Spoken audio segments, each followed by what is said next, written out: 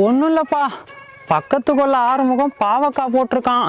நீங்கள் அடிக்கடி உள்ளே பூந்து அடம் பண்ணுறீங்களாம், அதான்ப்பா வழியை அடைக்க சொல்லிவிட்டான். யோ, இதெல்லாம் ரொம்ப ஓவரியா?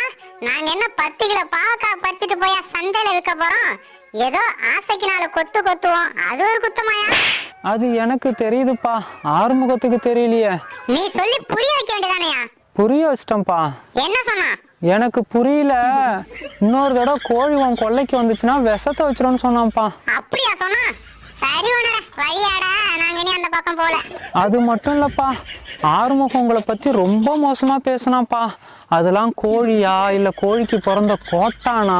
அடுத்தவன் கொல்லையில பொறுக்கி திங்கிறதுக்கு நானுகிட்டு சாவலாம். அது வாயில வசம்பு வச்சு தேய்க்கணும். அப்புறம் போதியா, அதான் அவன் கொல்லைக்கு போலன்னு சொல்லிட்டால. சரிப்பா, இது மட்டும் இல்ல, அவன் வேற ஒன்னையும் கேட்டான்ப்பா. இதெல்லாம் அரிசியை தான் திங்கிறா இல்ல வேற எதையாவது திங்கிறான்னு கேட்க